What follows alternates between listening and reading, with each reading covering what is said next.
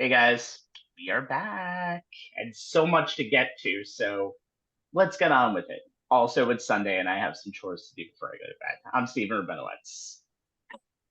I'm Jay Kaplan, and all my chores are done. I'm Anthony Strait, and it's a different Sunday for me from when I had a week ago, but that's another story. He was in Philadelphia for WrestleMania, if you weren't referencing to it's what he's referencing to. Welcome to the NFL Offseason review and NBA play-in playoff preview of On the Sports Lines. Sports does not get more packed than this. College basketball has ended. We'll talk about the men's and women's national champs. Pro basketball has ended its regular season. We'll take the play-in round plus a little Knicks playoff preview action as well. Football is also on our mind, and we'll recap the Jets and Giants offseason up until right now, ahead of the NFL draft, which will be in about a week and a half. We'll have more than us talking about that, by the way. Spoiler alert. But first, last Sunday, April 7th, out in the Eastern time zone, a well-received and highly watched story ended in the happiest ending possible. I am, of course, talking about Cody Rhodes finally dethroning Roman Reigns, the head of the table at WrestleMania 40 Night 2. But that's not what we're talking about here. Anthony was there. But about less than 5 hours earlier, one story did not finish and ended in a little bit of disappointment for Caitlin Clark and the Iowa Hawkeyes. Womp womp. South Carolina defeated them and ended their perfect season. Well, they finished their perfect season with an 87-75 win, denying Caitlin Clark that elusive championship that she was looking for. CC now enters the WNBA draft as the proverbial number one pick. That's tomorrow, by the way. Anthony, insane women's tournament. Final thoughts on it? Final thoughts on everything surrounding it? I would say this, and the biggest winner is women's basketball by far. I mean, whether you was rooting for Caitlin Clark or you rooting for South Carolina, women's basketball and the exposure that it got, the attention, it's a big step in the right direction. Like I went to two major sporting events, and I was at the Barclays Center one night, and there were people watching the LSU Iowa game on their phones. Um, this is during a live event. And then in Philadelphia last week, prior to night two of WrestleMania, I went to some of the bars that's in the area, and they had the national championship game on all the big screens, and a lot of people were really vested into what was going on, and I feel like for women's sports in general, that's an absolute win. But the women's at the beginning of this tournament, we kind of talked about the women's tournament kind of having more star power and kind of more the juicier storylines. Obviously, you had Caitlin Clark, you had South Carolina, and Camila Cardozo, who's also going to be in the WNBA draft tomorrow night, leading South Carolina to a possible unbeaten season. Then you had UConn with Paige Beckers, fully healthy, and the Huskies looking to get back to prominence. LSU with Angel Reese and Florgie Johnson, and of course, you had two young rookie players in Juju Watkins and Artie Cooks of Iowa State, who played a memorable overtime classic against Stanford early in the tournament. So there was a lot that went on a positive way. Not all of it was positive for the stories. There was an issue with Hannah Hidalgo in Notre Dame, and the official causing her to miss part of the game because of her nose ring being still in. There was the foul, the 3-point line issue in the in the regional semis. Oh, that's getting some nominations at the end of the year, by the way. Yeah, that was Yes, please. it one of the more head scratching moments ever. It hasn't all been perfect, but there had definitely been some hiccups along the way. But overall, when you think about the quality of games, and you talked about that big doubleheader that night where you had LSU and Ottawa, then you had USC and UConn back to back in that primetime slot in the rate, and obviously Jay, you're going to talk about the ratings your angle. Um, just the fact that you're just seeing so many people interested in the women's tournament, and you saw that you see a lot of star power that was driving it, and obviously part of the negative part was the controversy surrounding Kim Mulkey of LSU and the article with the Washington Post that uh, she was threatening a lawsuit if it was released. So there was some good stories, some negative ones, but it was great quality basketball. There was high drama in a lot of the games.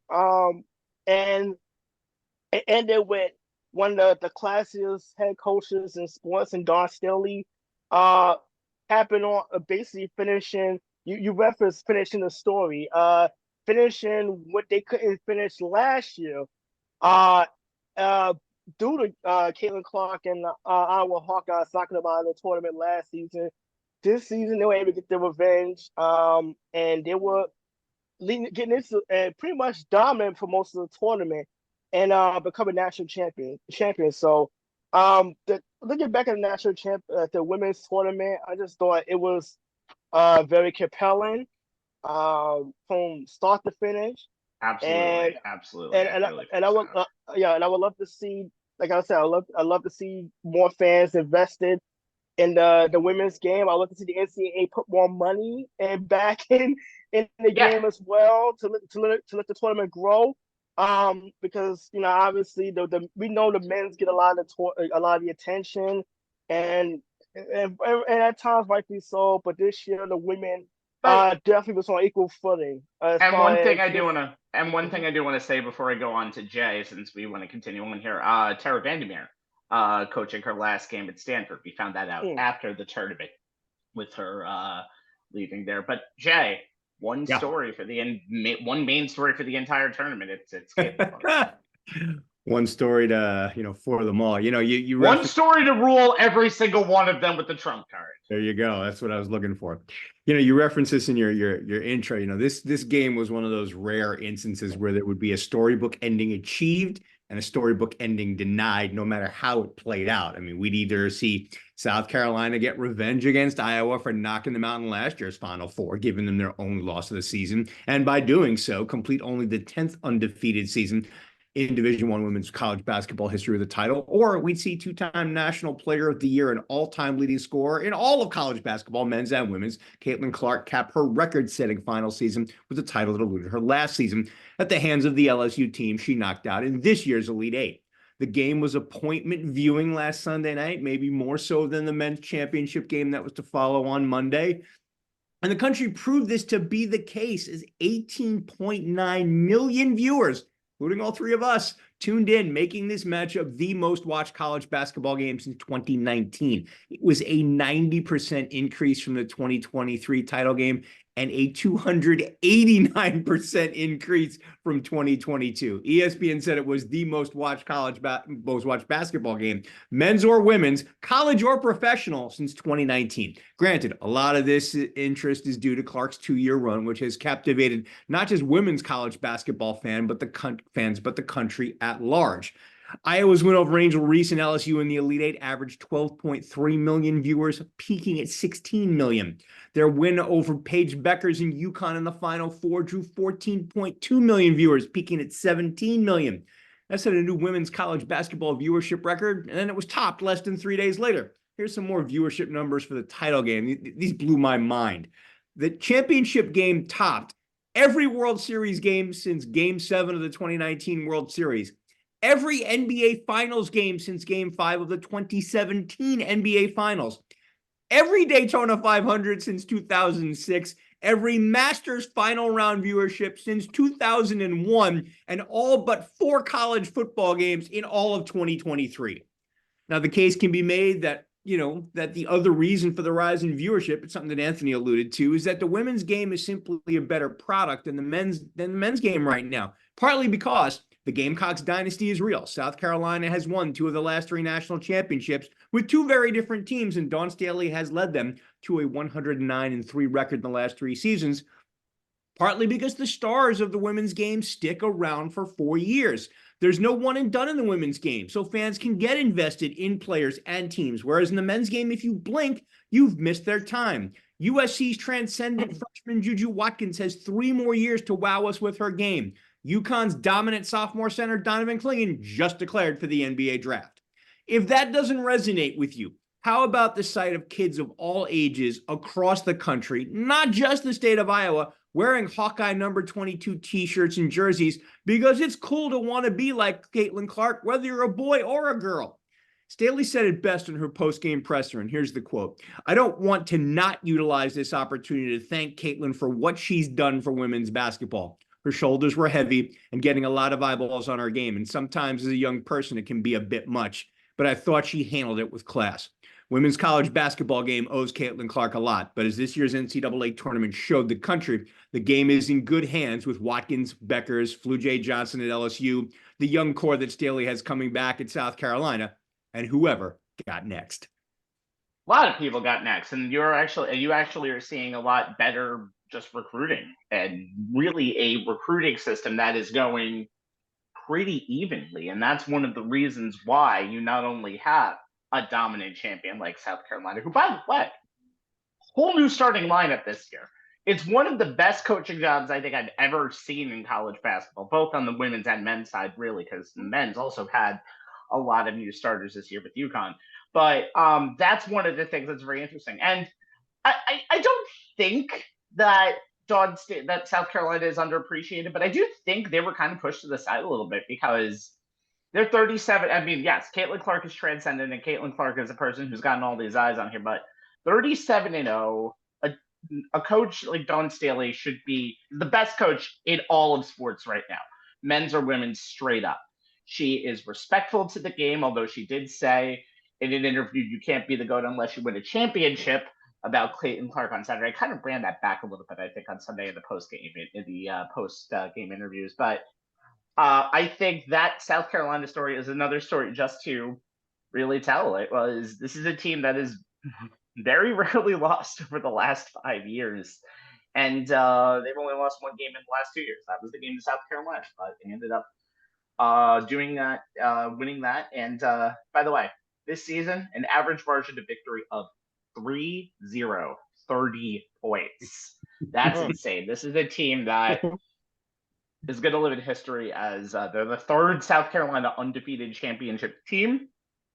And they're going to live in history as one of the more fun stories that we're going to see out there. But I cannot wait to see what women's basketball will bring with USC, UConn, South Carolina, and hopefully Iowa, who's not even actually ranked next year in a way too early top 25. But we'll see what happens. But one thing I do want to say before I go on to NFL, men's and women's games are being affected positively, in my opinion, by the transfer portal, kind of really flattening out the play in the field a little bit. I do see where it's a pain in the ass for the well-established coaches out there, but that's something to keep an eye on as we continue. All right. Yeah. By the way, I had to give a shout out quickly to Caitlin Clark's appearance on SNL last night. No, hold that. That's the last thing we're going to talk about tonight. It's my Twitter plug. Don't say. Sure. Okay, well, guys, we have somebody else in the chat. Hi, let's move on. We bring in Joe Tufaro now to give us some added perspective on the football locals. Welcome, Joseph, coming back from the East Coast, where he made sure it was way too cloudy. We apologize for that, Joe. Yes, it rained 3 out of the 4 days. It was pretty lousy. He showed me a picture, and I was like, what stadium is that? Because I could not see MetLife Stadium in the distance. I'm like, I look stupid. I'm like, oh, yeah, that's MetLife Stadium. Okay. So we're going to talk about Big Blue and Gang Green and their off-season deal, since we haven't talked a lot about NFL football. Again, the draft is coming up in a week from Thursday. All right, so let's get started with Big Blue. Now, while they lost some key pieces in other spots, i.e. Barkley, Saquon, there were $232 million thrown around to build the 2024 New York Giants season. That's coming sooner than you think. And again, the NFL draft next Thursday. So let us ask our guests, say that 5 times fast, about 3 things about the locals' second season. The biggest off-season acquisition will be one of our questions, the hole that was not filled, and how the draft strategy will be affected for the draft in #Detroit versus everybody. Jay, you first. Yeah, Joseph, good to see you again, my friend. Yes, good to see you. How's everybody? Good. You're good. Good.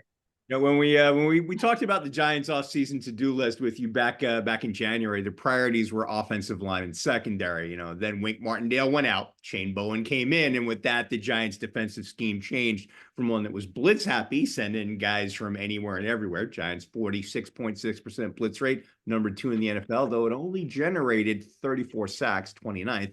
To one that appears it will rely on getting more pressure predominantly from the front four, as the Titans' blitz rate of 20.4% under Bowen last season was 24th in the NFL, though their 45 sacks was 17th. So while adding another pass rusher was on the to-do list, the change in defensive coordinator seemed to move it up in priority. Names like Andrew Van Winkle and Josh Uche mentioned as possible fits as free agents, because as NFL Network analyst Brian Baldinger said regarding Bowen's scheme, quote, if you want to run the defense they want to run, you got to have 2 edge monsters. So, Joe, with that as lead up, I think you and I are in agreement that trading a 2024 second rounder, a 2024 fifth round pick swap, and a 2025 fifth rounder to the to the Carolina Panthers for 2-time Pro Bowl edge rusher Brian Burns, and giving him a 5-year contract worth up to $150 million, $87.5 million guaranteed, making him the 2nd highest paid edge rusher in the NFL and the 4th highest paid defensive player, was obviously, and hands down, both the biggest and best move of the offseason for the G-Men, right? Yeah, correct. Couldn't have said it better myself, Jay. Okay, yeah, you can go now then if that's the case. I mean, if that's the case, He's going to tell us how Burns fits in. This is why I hate to give my answers up front. No, I mean, bringing Brian Burns in to go with Thibodeau just makes a lot more sense. Plus, Jay, as you said, now that they're going to just basically count on those front four to set the edges on running downs and then to rush the passer, it gets Thibodeau back into what he should be doing all the time. If you watched him in Wink's system, there are a lot of times he's dropping into coverage. There are a lot of times that he was doing a lot of different things. And that's why some people who don't know football very well, who happen to be on the radio in New York, would always call him a bust or say he wasn't doing what he should be doing, because he wasn't just rushing the quarterback. Like, that's the only thing you do as an edge rusher in the NFL these days. So having the change in philosophy, having Brian Burns on the other side, signing Jordan Phillips to take care of the middle, along with after A'Shawn Robinson left, along with Dexter Lawrence, who may be the best defensive player in the league, you now have a very, very, very stout front four who can stop the run and rush the passer. So, yeah, a little bit unexpected, because obviously when you look at free agency, because that's what it's called, you look at all the guys that you may be able to pick up or just pay. They were able to get this guy on a trade, which is, makes it a little bit different. And then again, being able to sign him right away, so you're not looking at somebody that would have been able to leave next year or whatever the case may be. So I think easily that was the biggest acquisition in the offseason so far. Anthony? Well, I won't put a spoiler alert in my question like Jay just did, but all the attention for the Giants was on Saquon Barkley leaving the team and signing with Philadelphia. But the Giants also lost another key component on the opposite end of the opposite side of the football.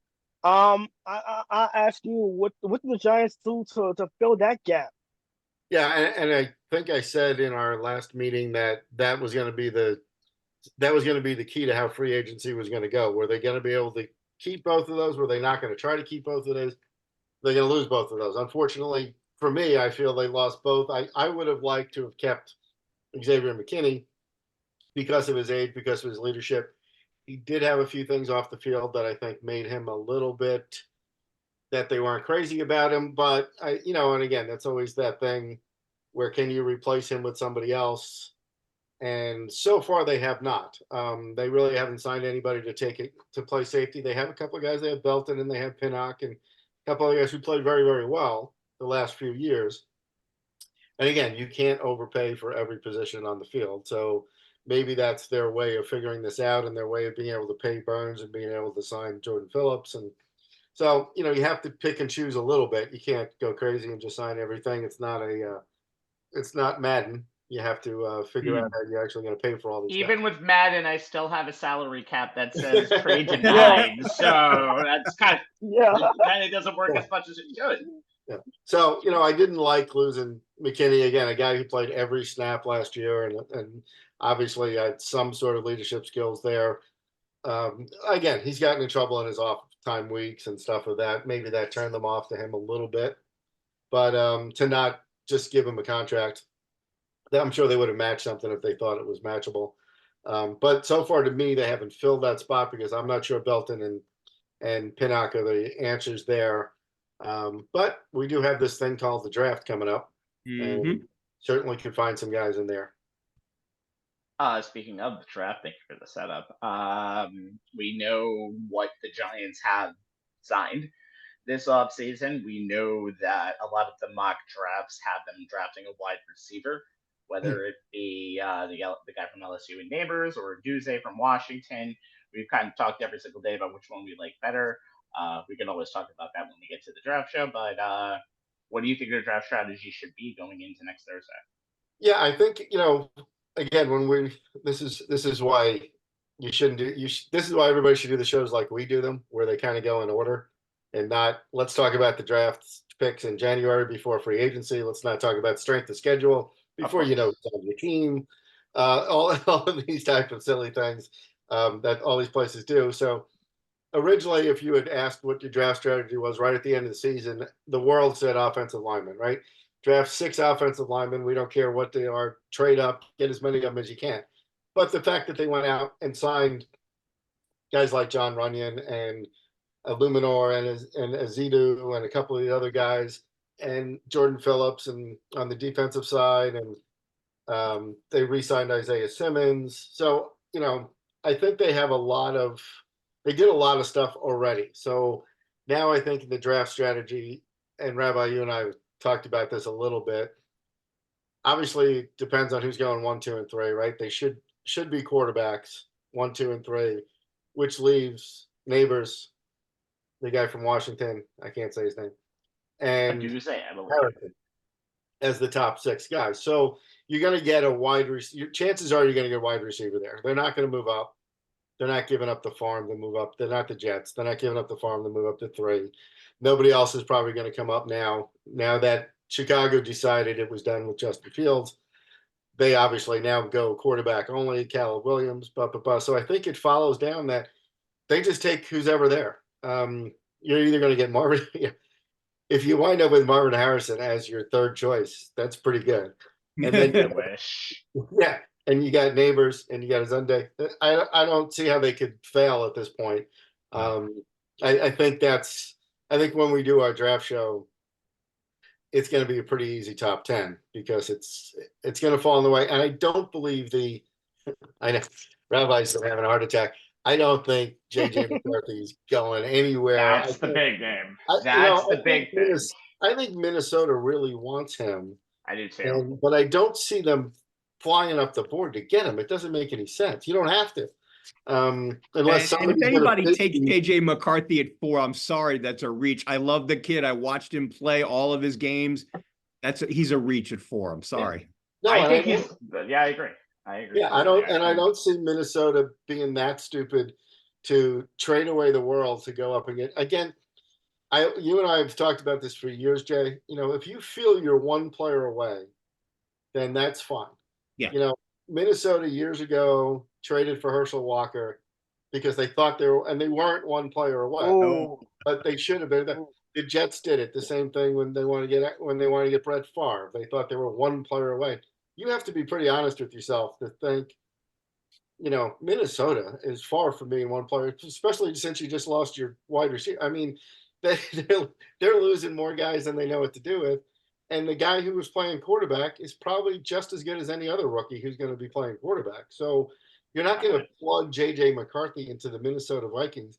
It's not like bringing in, what do we always talk about, guys who have so much talent around them that it doesn't matter who plays quarterback. That's a different story. You don't have that in Minnesota. And if you're going to bring in another guy that has nothing special coming out of college, and expect him to make a difference. He's gonna be the same as Kirk Cousins has been for the last 2 years until he figures out the NFL and get. Rookies don't just walk in and start and look good. Nobody does. So, I just think I think our draft strategy is simple because it's going to be whoever falls in that slot. Jay knows I usually make my prediction, and I've been eerily quiet, I'm sure, on his front because it just doesn't. There's no surprise there, and nobody cares which one of those three you would get. No one's going to argue with them if they pick any of those three guys. Maybe the guy from Washington is a different size factor. He might be a little bit better. Maybe, I mean, if they have a choice between the guy from Minnesota, Washington, and the guy from LSU, maybe that's the decision you got to make. But I don't see them both being there at 6. No. So, I don't think so. No. So I just think it's simple. Whoever falls to you at that point, you take the best athlete, and he's going to be a wide receiver, and that's the case. Yep. Yeah, it's going to be very interesting. The one thing that'll be really interesting, because again, panic when it comes to that pick is what teams would be willing to offer the Giants at 6 or the Chargers at 5 to move up. And that's something that I think will be interesting because the Giants got a decent amount in the field that eventually netted Chicago Justin Fields, and that didn't work out as well for them. Exactly. So I'm interested to see how that strategy goes, because I do think the Giants will get. I'm sure that Joe Schoen has already gotten many different calls of teams to move up, so that's going to be something that's going to be a big storyline coming up. Right, because that's the only team that would move out of there, except that if you're the Chargers with a brand new head coach and a all-world quarterback, getting them a wide receivers after you lost Mike Williams is not the worst idea either. So, you might want to hang out there and get what you can. And Keenan Allen, by the way, too. Yeah, and because of the trading that Minnesota's already done to get 2 first-round picks, that narrative is constantly going to be kicked around in the days leading up to and the night of the draft, because everybody figures, the only reason they would have acquired 2 first-round picks is to be able to trade them both to move up. Right. Or 2 really good players. Exactly. No one seems to want to go down that road, Joe. On a team that has holes to fill. Yeah. We'll talk about that. And a brand new head coach, right? That wants to make that wants to pick his players. Yep. Harbaugh's not going in there going, "Oh, just give me the same guys. We'll just hang out here and play." He wants to. He's probably going to change that. I think that'll be a good conversation for that night in training camp. Jay, is how much does that offense change? I mean, they've gotten rid of everybody on offense basically. So are you just going to let Herbert, run the ball? Maybe they're just going to hand it. But it is telling, considering that Greg Roman is once again Jim Harbaugh's offensive coordinator on an end. Yeah. So that'll be an interesting story to follow. I think it'll be good. Without a doubt. Speaking of interesting stories, let's talk about the Jets that started their offseason a little slow, but they finished it strong, including some highway robbery from the Eagles, as we'll talk about in just a moment. By the way, this all helps when you don't have to wait around for a guy coming out of darkness like they did last year. It's one shot fits all. So same questions. Jay, start us off.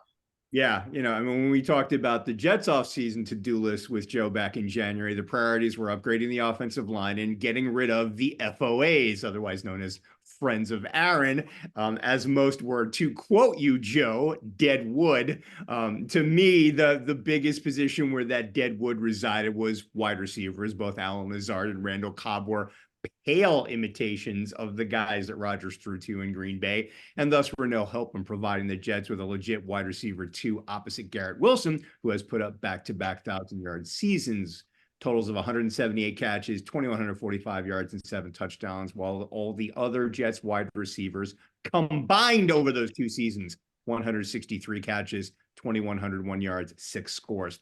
So despite coming off an ACL tear in week 3, I felt the risk was worth the reward to get Mike Williams from from Los Angeles. To me, San Diego is still a knee-jerk thing to say. Whatever. As he has a track record of production and a skill set that fits a glaring hole in the Jets offense. He's big, 6'4", 218, fast, can legitimately take top off of defense. And over the last 5 seasons since he became a starter, 56 catches, 892 yards, 16 per catch, and 6 touchdowns per season on average. Developed from just a go ball downfield threat to a wide receiver who expanded his route tree, was able to make plays over the middle, running slants, digs, and crossers. So for me, getting that position filled was a priority. So when the Jets were able to get the former Charger, a player that they've had their eyes on since 2022, when Williams was about to hit free agency before the Chargers signed him to a huge 3-year, $60 million contract, with an assist from New Jersey's best breakfast sandwich. If you're from the tri-state area and don't know that story, what rock have you been living under? I thought that was the biggest and best offseason move by the Jets. Once he's healthy, yes, I know he won't be ready for the startup training camp. Mike Williams will be the best wide receiver Gangrene has had in a very long time. However, this is a rare instance where Joe and I are not in agreement on a football-related topic, as his choice for biggest and or best offseason move by the Jets. It's a guy who played a couple of hours south down I-95 last season and is replacing another guy who led the Jets with 10 sacks, 33 pressures, despite playing just 42% of the defensive snaps last season. And Joe, your choice is? I said Hassan Reddick, not for the biggest impact so much, and maybe again, sometimes I misread the question or I just don't like the question, so I make up my own, is Rabbi and I've always talked about that was the biggest steal in the history of football. I mean, I have no idea what's wrong with him. I'm trying to find out what's wrong with him or what he did wrong. I'm still looking. They give up nothing to get him. So I'm not, again, it may make no difference because he's just replacing a guy that did the same exact thing. He may not play faster than anybody else. He may not fit in with the defense. I don't know. But to be able to pry him away from the Eagles is for nothing, for a second-round pick. How do you pick a guy in the first round and trade him away a couple of years later for a second-round pick and get nothing back? I mean, what are you going to get from the Jets? A second-round pick? They may finish, they may actually have a decent year. So what are you going to get for the guy? You're going to get some number 123 in the draft? I don't know. I don't get it. So that was why I thought that was the biggest impact, because it was the biggest surprise, Jay, that they could get him from there, and it does help. I mean, the guy's a heck of a player. Yeah. And I know 30 other people who do shows like this are sitting around the thing going, how come we didn't call him and ask him for it? Because why? It's like calling up and going, would you like to trade Joe Montana this week? Right. I mean, why would you even make that call, right? Was Lawrence Taylor available? No. So I don't know. I don't know what happened there. I don't know why that happened. So that's why I picked him. I think Mike Williams, opposite the other kid that's there, the offensive player 2 years ago. Well, I mean, to me, that's a fantastic. This may be the best offense that still doesn't have a quarterback starting. And we'll go through that later. But that's why I picked that, Jay. It wasn't so much player wise. It was how the hell did that happen? Actually, Rabbi. My text to Rabbi was WTF, and he was like, "Oh my God!" Yeah, I was like, "What the fuck is?" And honestly, I mean, you're talking about a sharp guy in Howie Roseman, who runs, who's the GM of the Eagles. It does have you kind of wonder, what did Hassan Reddick do to for the Eagles, as you said, to kind of give up on him for practically nothing? And he's still under contract, so it wasn't. So I mean, one year. I mean, look, I think he's an upgrade over Huff. Huff had one big season, turned it into, a payday for him. Congrats, nice job. The Jets decided they weren't going to pay what he was asking for. And you know what? They probably could have filled his slot in the draft or gotten, somebody on, in the bargain area, of pass rushers.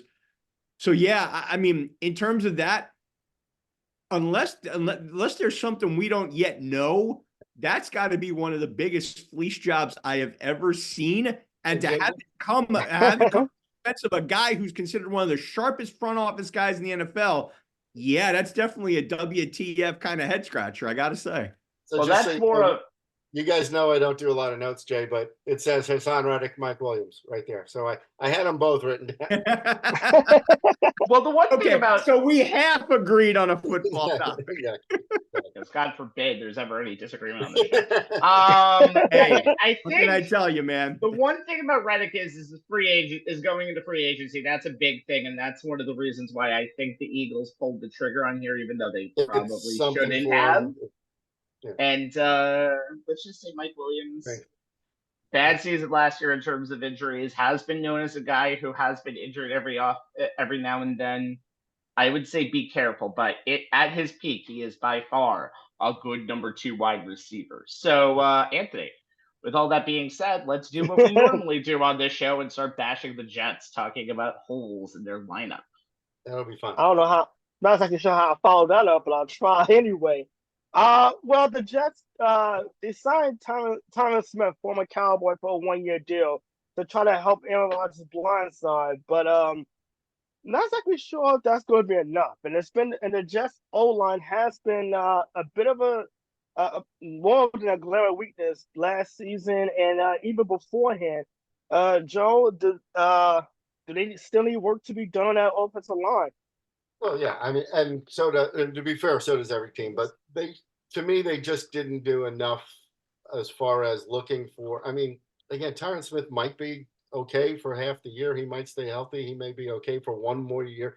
Again, they act like there's only one more year left in the NFL. Like if we don't win now, we're never going to win, and this is it. So we're going to bring every old guy out of retirement that ever looked good in a uniform, and we're going to try to make them play and hope they stay healthy for the whole season. And I still think you are living by a string if you don't get a backup quarterback that can step in and play. Where the hell is Joe Flacco? Where the heck you signed Tyrod Taylor, for God's sakes, and you have the other guy, and you make the other guy's list. Zach Wilson's now listed as number 3 on the depth chart for the Jets. So if you completely given up on him and you don't want him to play anymore, you go out and get Tyrod Taylor, whose skill set isn't exactly the same as Aaron Rodgers. So I'm not sure how you even practice the same scheme with 2 different guys like that. It doesn't make any sense. But again, the two glaring things that happened last year were the offensive line that allowed Aaron Rodgers to get hurt. Just happened a lot earlier than most of us thought it would. And then you don't have a backup, which you went the entire year last year without getting a backup. How you don't call Joe Flacco at halftime of that first game, if you're Joe Douglas, doesn't make any sense to me. He knows the system. He played for the team. You know him. He could walk. He still had his friggin' uniform probably. Tell him, bring it with him. He could have played the second half. He lives right there. And that made no sense to me. So why you don't now protect yourself a little bit? Look at all the money you've invested in this team. You're not going to protect yourself by going out and getting somebody with all these quarterbacks out there that are looking for second chances. They're looking to prove that they can still be starters, and you don't go out and get one. Makes no sense to me. And again, the offensive lines, you're not going to get some 42-year-old offensive lineman to go out there and take the place of the other fat idiot that you decided was just you had to move up in the draft to get, that we all said was the biggest reach in the history of the NFL. And he turned out to be a bust, as everybody knew he would be, except in training camp. He was always fantastic in training camp. That's where it counts for your money. That's exactly how you get your money. So I don't know. They still don't seem to. They seem to make the splash play in every way, right? They get the running back last year, Dalvin Cook, and because everybody's a name. It's almost like they're playing fantasy football, and it's just some names off the board that they pick up. Again, I like the Hassan Reddick thing. I like Mike Williams if he can stay healthy, but if he's going to be on the Jets, chances are he's not going to be healthy. And you still don't know if Aaron Rodgers can even walk. Although I was in New York last week, and the biggest conspiracy theory I heard wasn't about most of the things you hear about. It was Aaron Rodgers really hurt? Or did he just come over to get paid and decided he didn't want to play? That's what I heard. Heard twice in 2 different restaurants said they thought that was the biggest scam last year, was Aaron Rodgers really not being hurt. Now, by the way, reckless speculation, understandably, but I would not be surprised. I do not put any Aaron Rodgers headlines. Recover awfully quickly to be able to come back and walk around on the sideline. Because normally when you have that injury, you have a boot on for a year and you're not exactly standing on the sideline where you could get hurt again, by the way, by accident. It's been known to happen. Well, So the good news. anyway, I think that's their two biggest mistakes. Well, the good news is the Jets RFK. have to give me two answers because they have so many. Oh yeah, no, that's completely agree. By the way, at least RFK Jr. has his vice president available, so now at least Aaron Rodgers cannot have to worry about the Jets don't have to worry about Aaron Rodgers going on the campaign trail. All right, That would have moving been on. the greatest thing. Honestly, the Aaron Rodgers timeline again, not anything you could give me. It's like Mad Libs, not surprising. Just put a verb, put a noun in there, and I will definitely agree with it. Okay, let's talk serious now and talk about the Jets draft strategy. This is an offensive filled draft. That is 100% not surprising, considering that is where the direction of the NFL has gone, and there's just better draft picks out there this year on the offensive side of the ball. So the two main positions that it seems like they have for the Jets is wide receiver, because this is a wide receiver laden draft. That also counts, by the way, Brock Bowers, who I've seen some places have at number 10. And of course, your favorite offensive line, which one of those, I don't think defense is going to be the way that they go here. I don't think that makes any sense. So which way of those two do you think they're going to go? Well, knowing the Jets, the wrong one. I was looking because in the beginning when I thought the Giants were going to be looking offensive line, I started looking at all the rankings of players, and not the mock drafts, but the top 100 players and stuff from these different guys. And I noticed there were no offensive linemen like in the top 15 guys, or the top, some of them even in the top 20. I think it started like 17 or 18. There was like one guy, and then there's a couple others. So it's not a strong, last year it was all defense, right? The top guys were all defensive players. And then they come to the offensive lineman. There's usually that run on offensive lineman from 15 to 25 or to 30. There really aren't a lot of offensive linemen coming out this year that are from big programs that you think are locks to do it. Now, we all know the Jets will reach for somebody. We all know they'll do something ridiculous. But I think the smartest thing they could do, although they signed another tight end the other day, so they already have, like, I think the most crowded room for the Jets is the tight end room. They have 5 or 6 guys. All of them not working, by the way.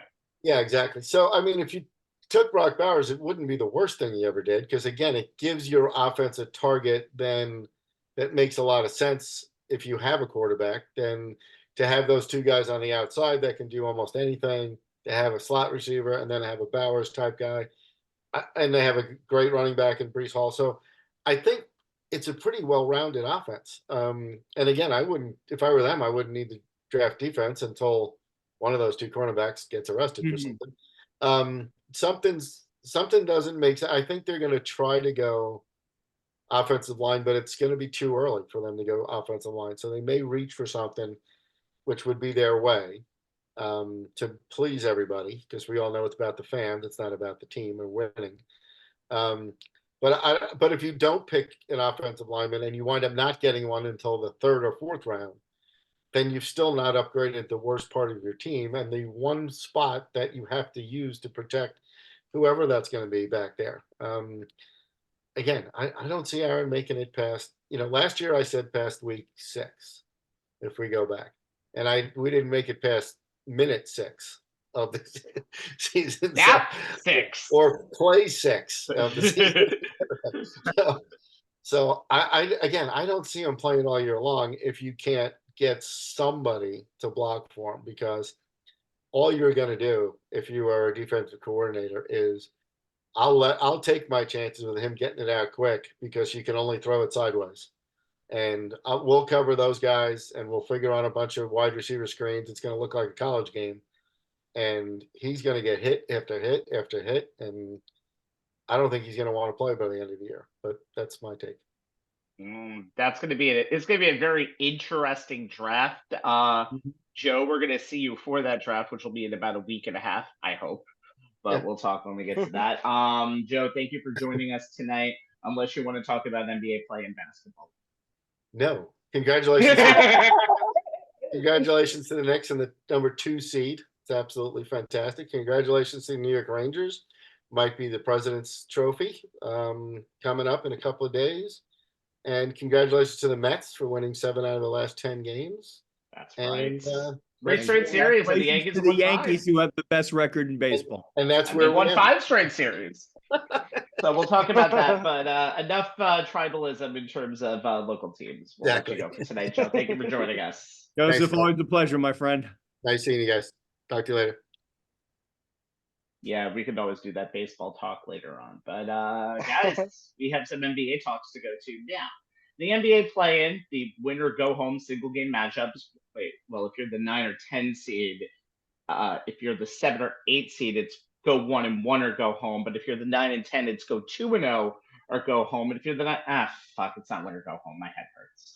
Anyway, the East play-in will have the 7 seed Philadelphia 76ers, Jay, host the 8 seed Miami Heat. You're from Nisa.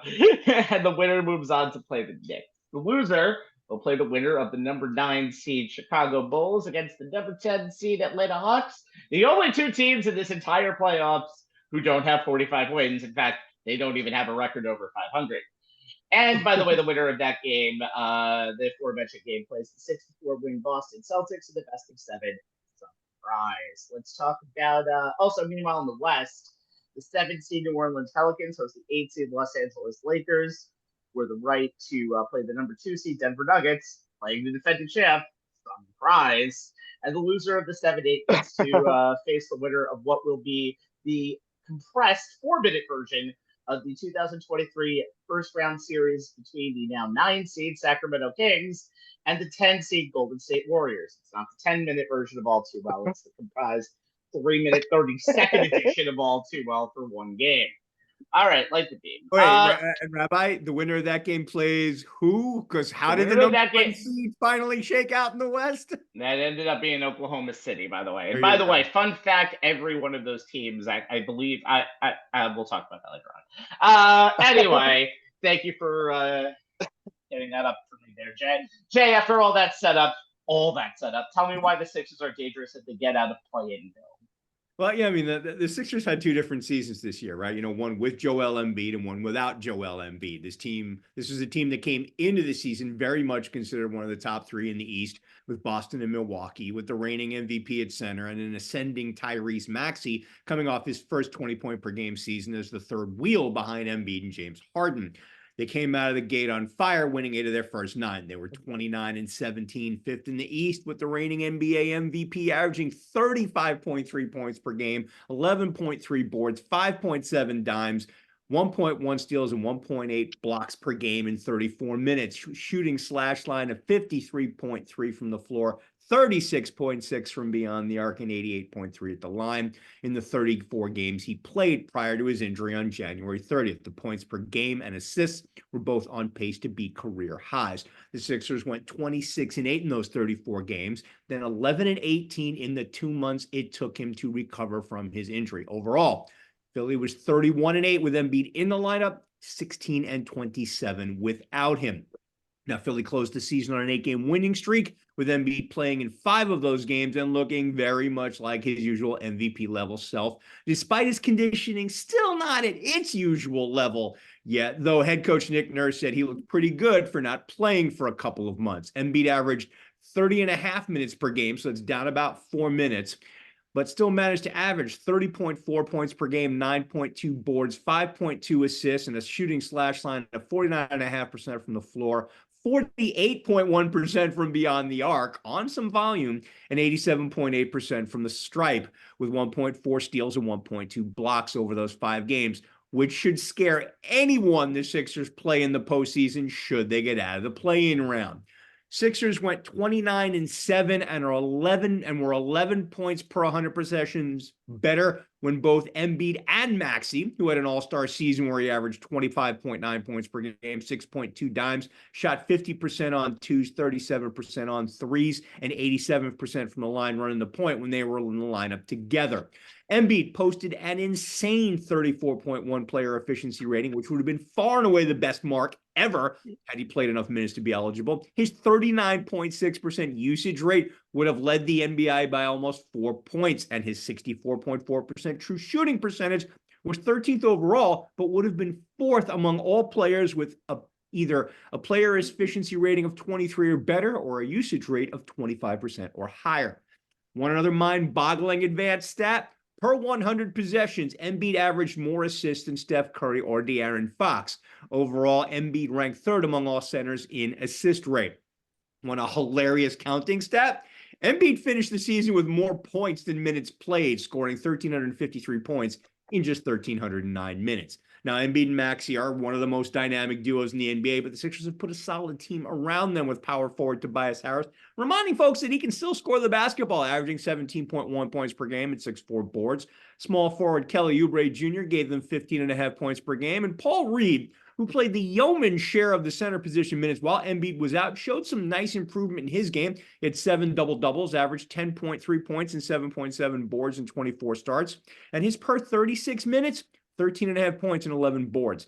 Adding shooting guard Buddy Hield gave the Sixers another three-point sniper. He shot 38.8% from the three on 6.5 attempts per game in 31 games for the Sixers. And adding former Villanova product and Philly local Kyle Lowry gave them a veteran leader who could play the point and knock down threes. He averaged 4.5 assists and shot 41.4 from three on 4 attempts per game upon his return home, allowing Maxey to play off the ball when the game situation required it.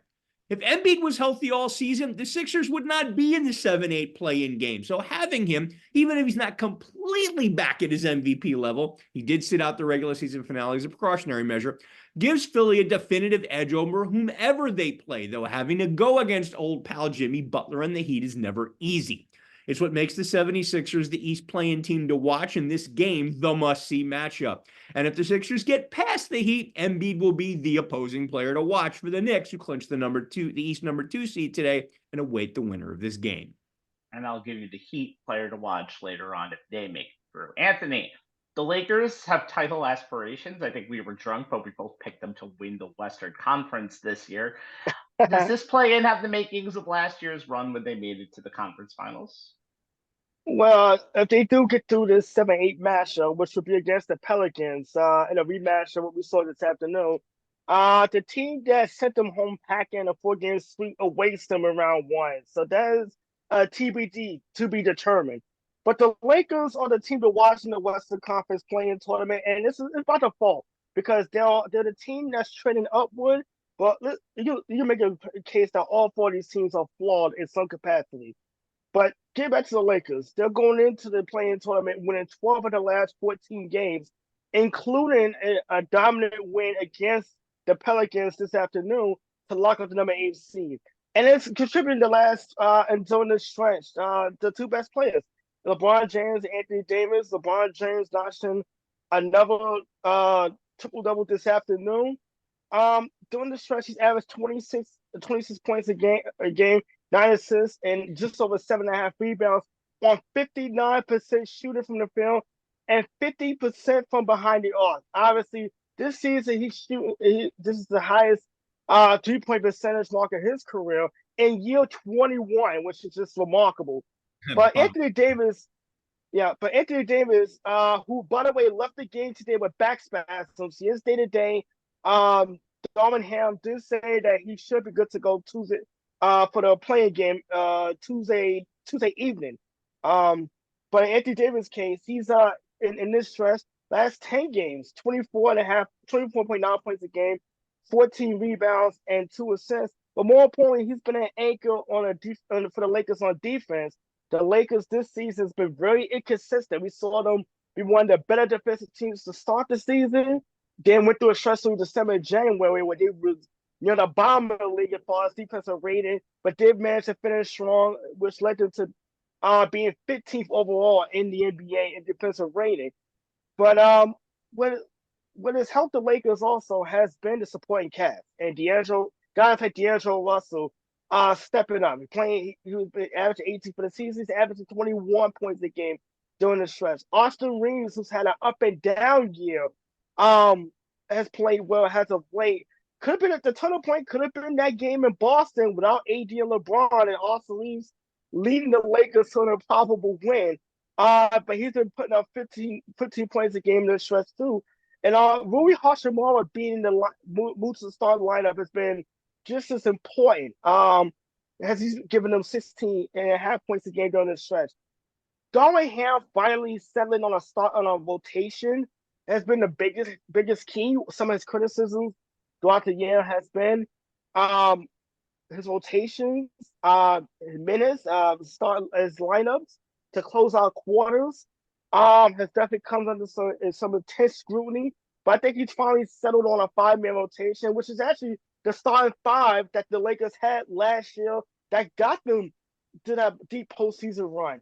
So it could be deja vu all over again with the Lakers going in has one of the hotter teams in the NBA. But as I said before, with these 4 Western Conference teams and playing teams, they're all flawed to capacity. The Warriors can't win home games all of a sudden when it matters the most. The Sacramento Kings can't play defense. And we just saw the Pelicans just completely lay an egg on national television this afternoon after hot shooting the last couple of games. So of those 4 teams, the Lakers kind of seem primed to maybe go on another postseason run. But they got to get through Tuesday, and then they got the defending champs. If they do get through Tuesday, or if they get the number 8 seed, they have OKC waiting for them. So it's going to be a tall task either way if the Lakers are able to get to the play-in, get through the playing round. Which is funny, by the way, because they were 2-1 this year versus Oklahoma City, and they were 0-3 this year against Denver, although all 3 losses were by 12 points or less. So I said it before, I kind of referenced it in the opening. Sacramento and Golden State is one of the best rivalries right now in the NBA. And the fact that one team's season will end on Tuesday in Sacramento and their late night game against Golden State is kind of apropos. Both of those teams, Golden State's season really did not start well, but they actually have had a good end of the year. Since March 26th, they've gone 9-2 with a ton of road wins, and they're going to have to win on the road again against Sacramento. Those 2 teams, by the way, 2-2 against each other this year, but because of the NBA's great scheduling, they have not played since January 25th. So they've almost been 3 months in between games going into Tuesday. Anthony just mentioned Sacramento. Their defense is getting better. They held in April. They held Portland to 82 points today, but there's still games where they have so many lapses on defense. They lost 2 games to the Knicks in the last few months, but they've had very close games too along the way.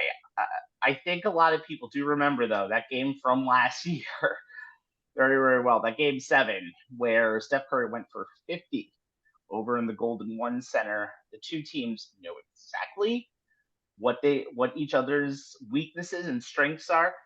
Again, some defensive improvements in Sacramento's defense in the last month, but they've also been kind of streaky at that point. They've only won 3 games. They've only been 3-5 in the month of April.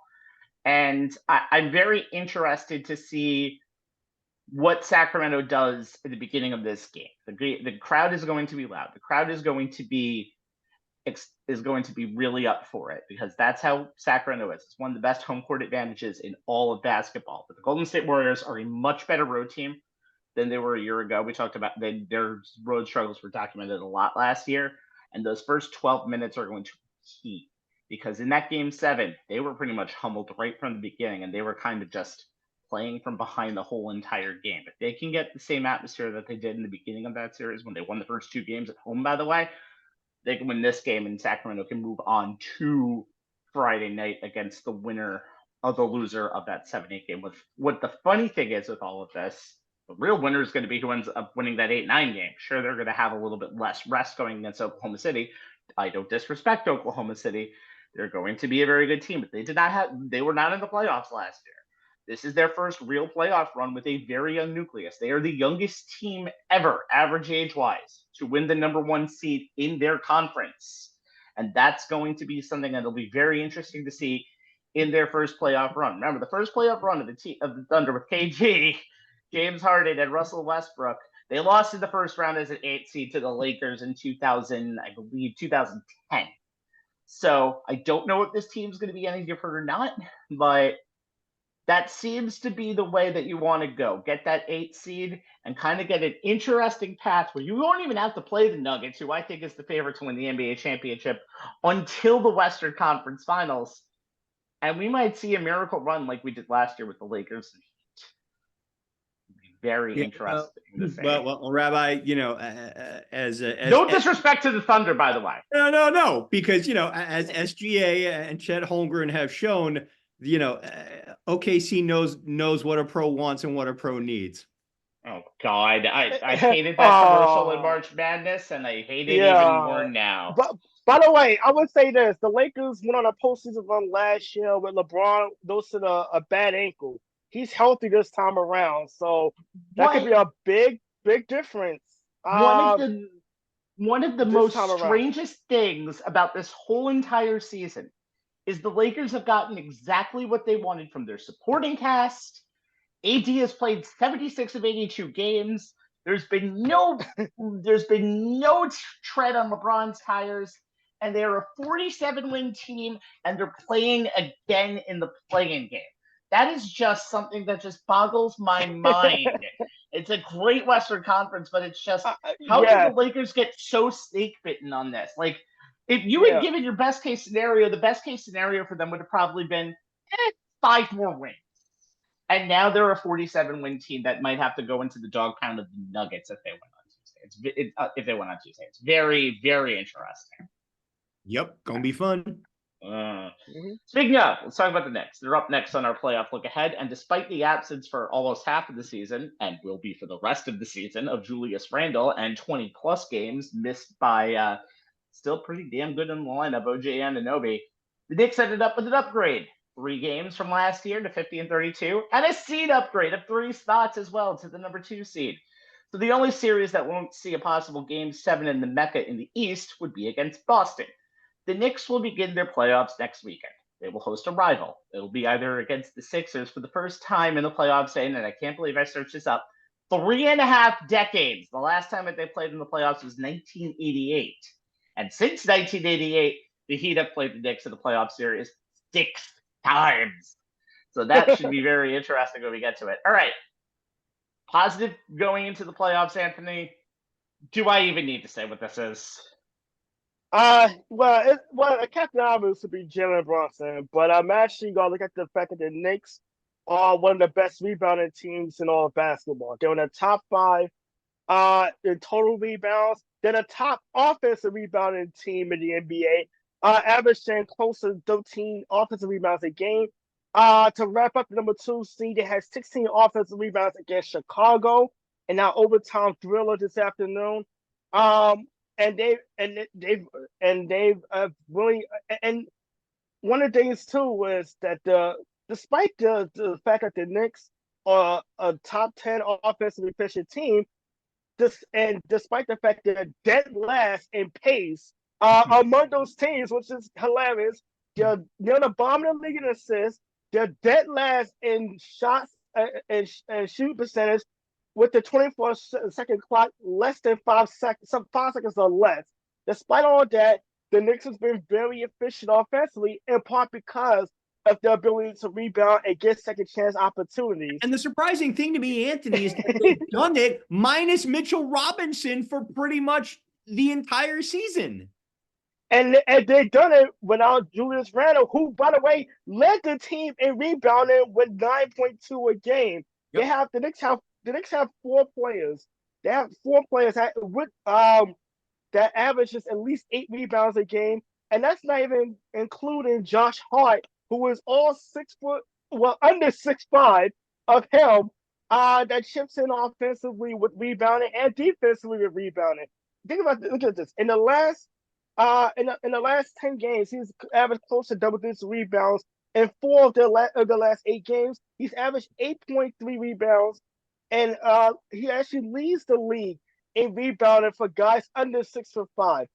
You think about last season in the playoff series against Cleveland, the Knicks' shoot percentage, particularly behind 3, was woeful.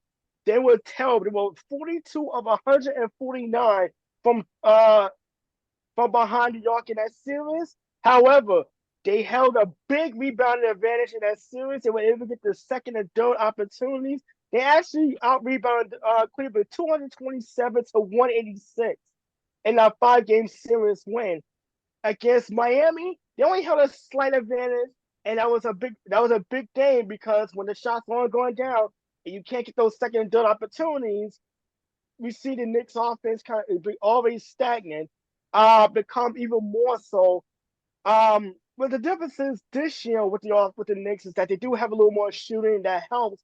But we saw against Chicago when the shots weren't going down, those offensive rebounds, whether it's Precious Julia, whether it's Isaiah Hartenstein, who's been phenomenal as a starter, whether it's been the returning Mitchell Robinson, or Josh Hart, keeping possessions alive, and even Jogo Sims, who was actually ranked 36 in the league among offensive rebounding, in his limited minutes. When it's been either of those guys and keeping possessions alive, the Knicks has definitely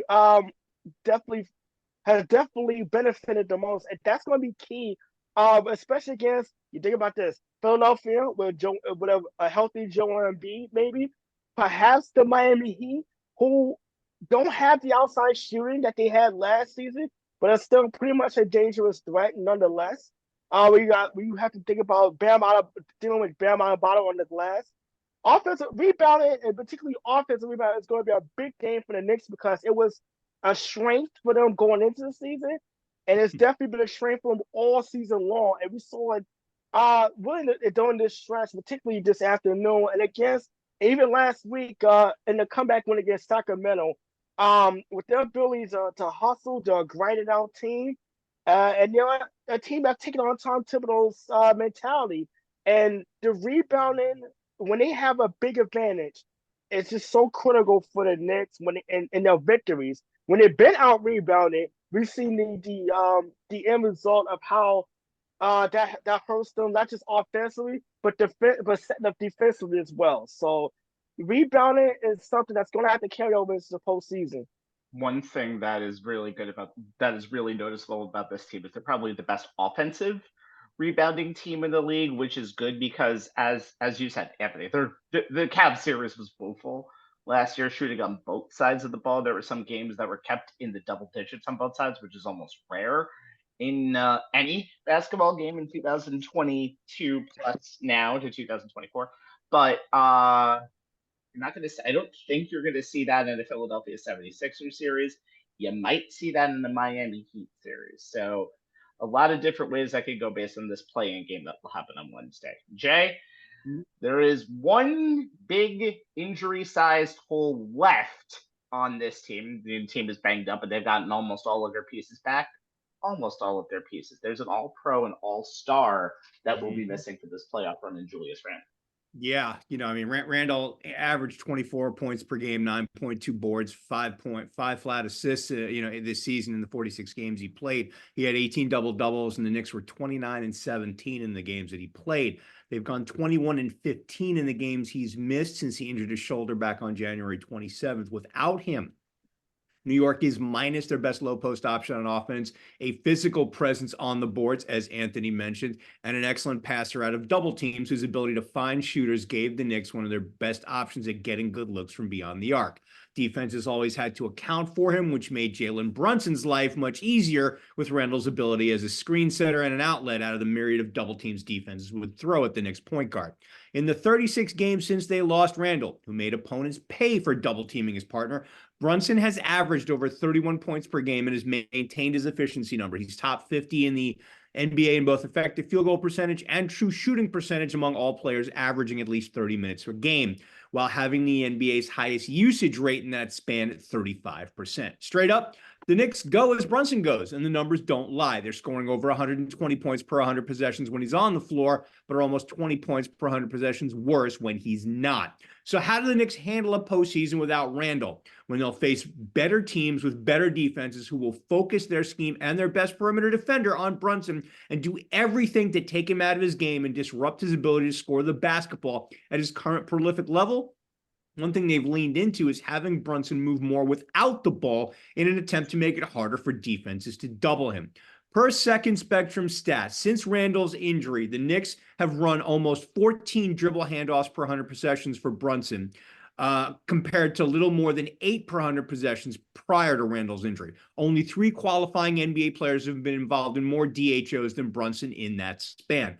The Knicks have also run around 25 off-ball screens per 100 possessions for Brunson in the 36 games since Randall's injury, compared to around 7 per 100 possessions in the 46 before. Only 5 qualifying players in NBA players have been involved in more off-ball screens than Brunson in that span. The player directly ahead of him at number 4 is the only other all-star point guard on the list and the widely accepted maestro of the skill and art of navigating those off-ball screens, and that's Steph Curry.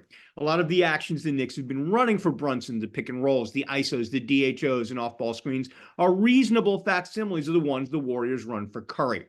Now, Curry aside, it's not normal for a point guard to run this many actions where the ball is not in his hands, and Brunson has never relied this much on moving without the ball. But with Randall gone, both the Knicks' offensive scheme in general and Brunson's specifically had to change in terms of how they put their point guard in the best positions to score the basketball. And Brunson, to his credit, has bought into all of it. Head coach Tom Thibodeau has convinced Brunson to give up the ball as soon as possible when the double teams come and then move without the ball to get free and get it back.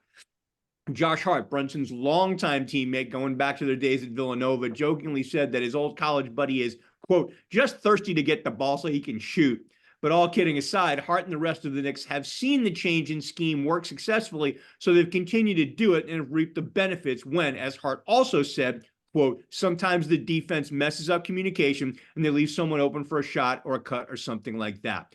Golden State has reaped the benefits of the nonstop motion of their lead guard and leading scorer to the tune of 4 NBA titles. The Knicks are simply hoping their version of it allows them to survive a postseason without Julius Randle.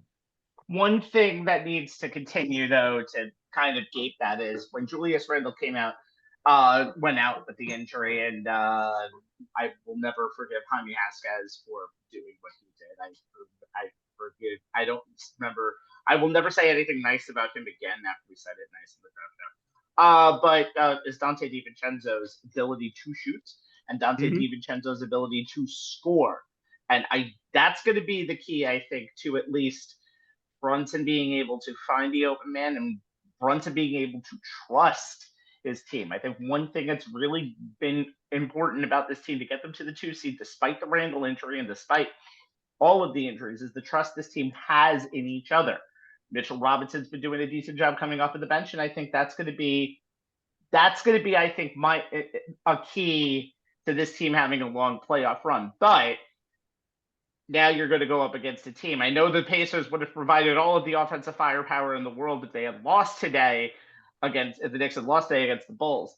The Sixers and Heat provide different types of firepower and specialized firepower that have had playoff success. And that's something that will be very interesting to see going forward. Okay, so my player to watch for Miami, if it ends up being Miami, I personally think it will end up being Philadelphia, but that's just my pick, is going to be Jimmy Butler. And where have you been if you don't understand why it's Jimmy Butler? My favorite Fallout Boy guest character in a video, watch the So Much for Stardust video if you ever get a chance, is playoff Jimmy. 3 out of the last. Let's go into this season before we go into this. Oh, it is very much a thing. Well, let's go into this season before we do anything. Yeah, yes, it's a thing. Let's get into this season before we talk about that. Pedestrian numbers for Jimmy. I mean, he's still the star of this team. He did have a stretch of 4 games with 20-plus points. Has season high of 36 points. He never really got to the upper echelon this year, but you know what? When you have the amount of mileage that Jimmy has on him, he's 34, you know exactly where he's going to be making his money as playoff Jimmy is about to continue. Now, the legendary numbers, and I'm going to say legendary playoff numbers, of 3 out of the last 4 playoffs cannot be denied. 2020 having the run that he had, bringing the Heat to the NBA Finals Game 6. He had 11 games with 20 or more points, and led the team in rebounding, having double digits in 4 of those games as well. And almost every time he had a plus rating. And this was a team that was a 5 seed going into that playoff series. And they just made mincemeat of Indiana and the best team around that time, Milwaukee, losing just 1 game going into the conference finals when they ended up being a younger Boston team. 2022, they did not make the NBA finals that year, but they got to a game 7. And in a game where basically most of this team is out, the team is being counted out. Game 6 against Boston at Boston, 47 points and 9 rebounds and 8 assists. It's one of the best performances I've ever seen in a playoff game, in a playoff elimination game. That reminded me a lot of LeBron's 2012 game in Boston. That was the springboard to a championship. Unfortunately for Jimmy, he hasn't won a championship yet. But then you get to the 2023 season, and it should make any playoff team just scream in fear. In the series against Milwaukee, that's the series that they won in 5, 35 points, 25 points, 30 points, 56 points, and 42 points. A net in the 3 of those wins are a plus 17, plus 15, plus 4.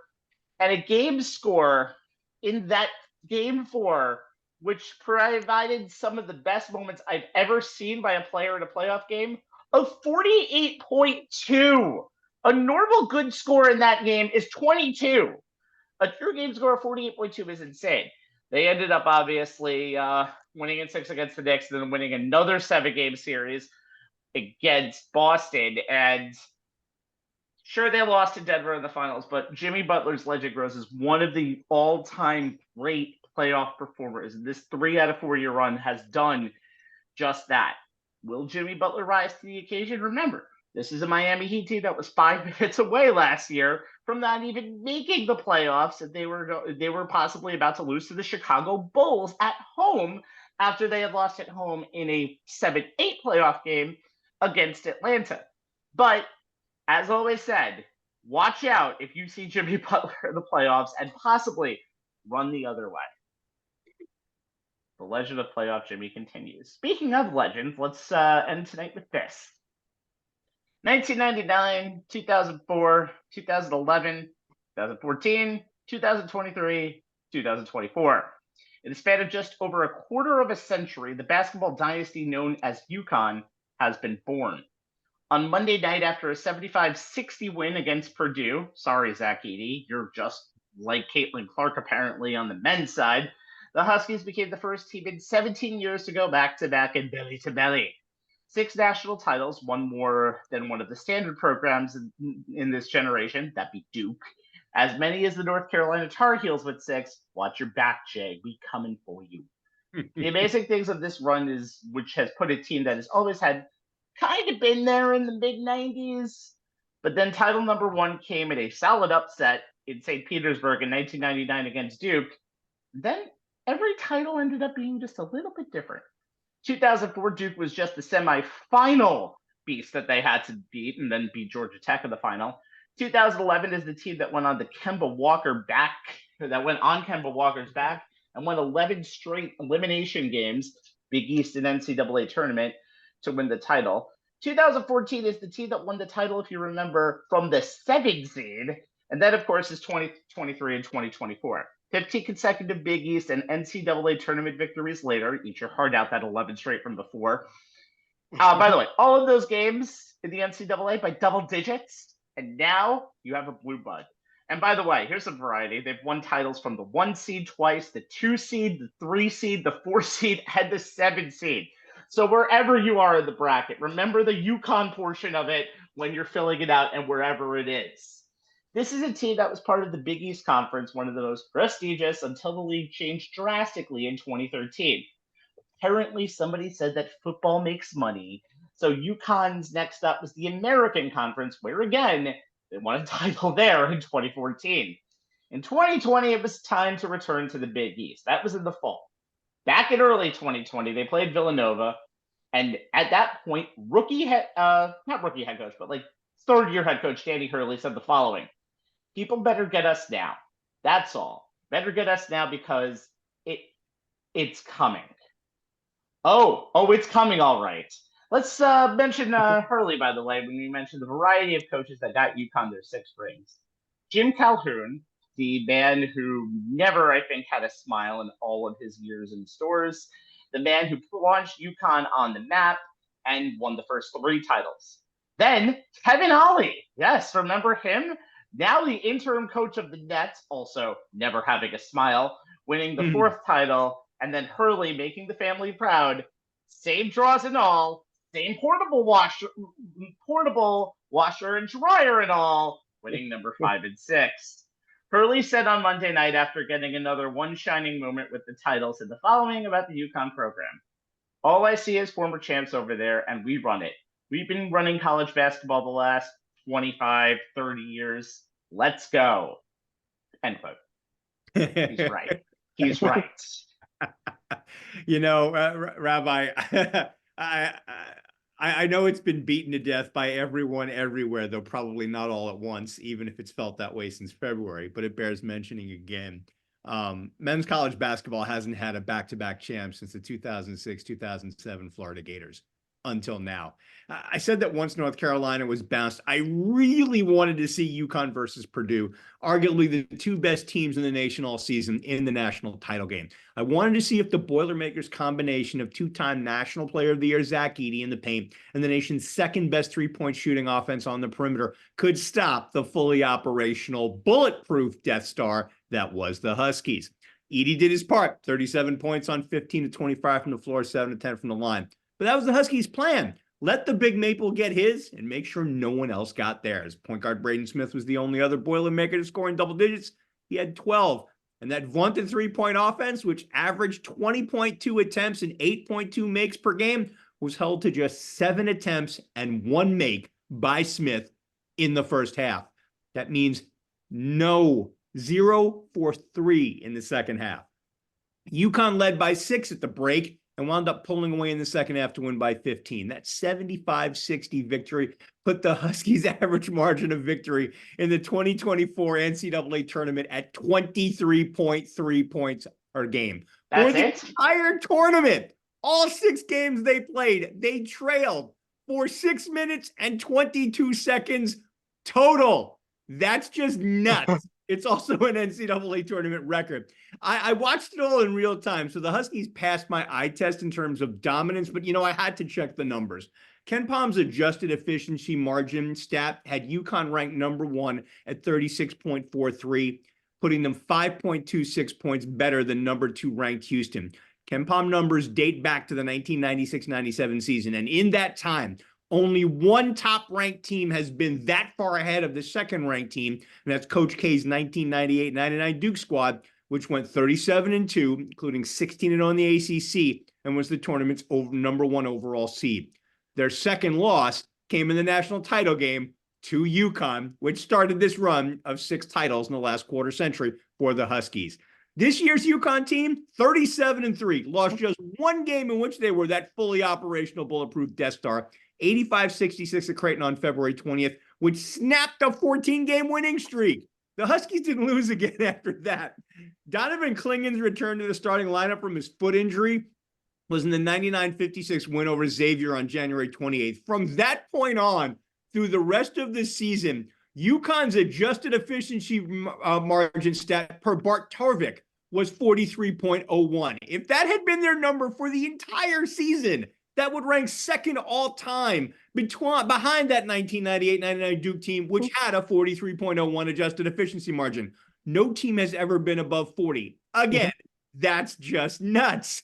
I'm going to wrap it up by going back to the eye testing. As insane as these numbers are, Dan Hurley's team is just flat out fun to watch. Rabbi and I saw them up close at the Barclays Center. You know, the way they play is very Steph Curry, Golden State Dynasty era-like, with the combination of ball and player movement, off-ball screening, and sharp cutting. They never seem to rush any of their actions and always seem to get the ball to the right person at the right time for the right shot. It's why Jordan Sperber, former video coordinator at New Mexico State, who's become the X's and O's guy of college basketball with his weekly Hoops Vision newsletter, made a video about the Huskies offense last month and titled it, "Why This Offense is Basketball Poetry."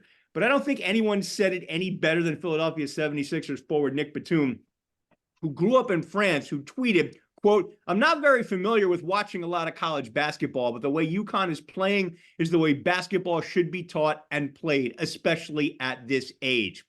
Dan Hurley's built something of his own at UConn, adding to the legacy of the little basketball school in stores. 6 men's college basketball titles won by 6 completely different teams by 3 different coaches across 2 different leagues in 25 years, on top of the 11 titles won by the women's team. I've said it twice before, but I'm going to say it for a third time. That's just nuts.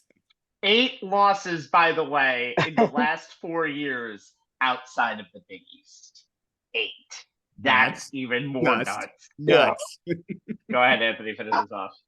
I would say this. First off, thank you, UConn, for helping yours truly win his office tournament bracket for the 3rd time in the last several years. So thank you for that.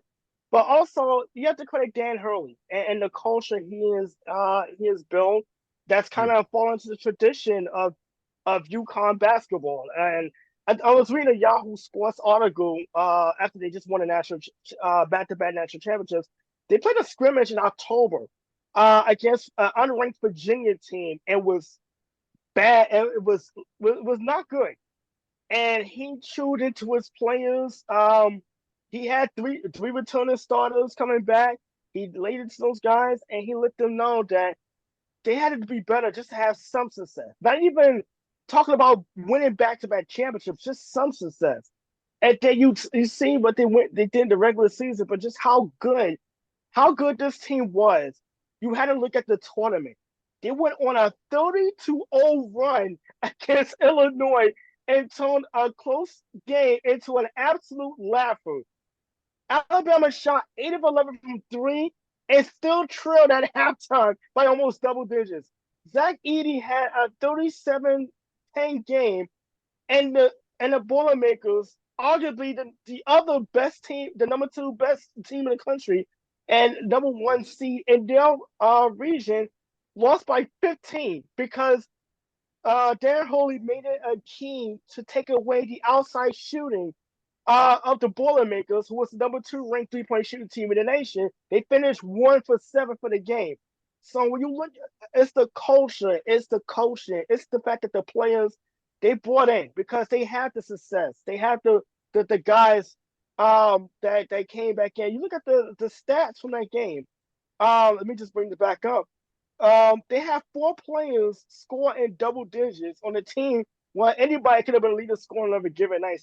Stephen Castle led the team with 21 points. But you look at the returning guys like Alex Caliban and Donovan Clingan and Tristan Newton, who went through those grueling practices a year ago and saw what it led to, and how it was able to convey to the guys that was coming on to the team, and just that whole melting pot and how it was able to come through.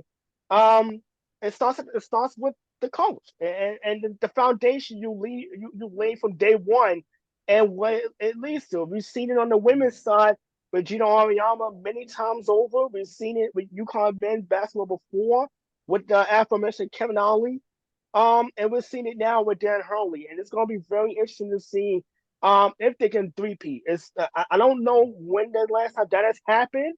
And also because we have the transfer pool and so many other things that makes it really hard to keep a team together, which makes back-to-back championships very impressive in this day and age of college basketball.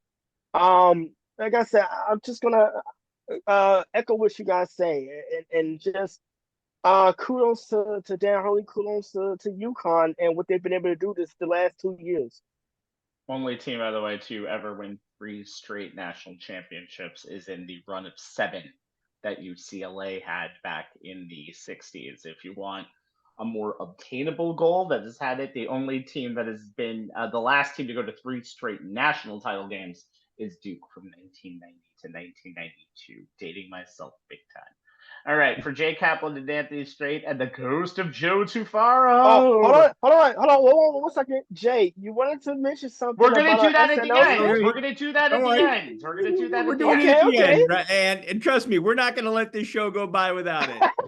Okay, for Jay Kaplan and Anthony Strait and the ghost of Joe Tufaro, don't ever interrupt me again. I'm Stephen Rabinowitz. Facebook.com/OnTheSportsLines Live, YouTube.com/OnTheSportsLines OD for the kids. That's on demand. And Jay? Our Twitter handle is at ONTH Sportslines, where we will post a link to this show. And we also post a lot of interesting nuggets related to the world of sports that we think are worth your time to read and check out. The latest one is something that I pinned to our page this afternoon. Caitlin Clark stopped by SNL Saturday night. She's in New York for the WNBA draft on Monday night, where she's expected to go number 1 to Indiana.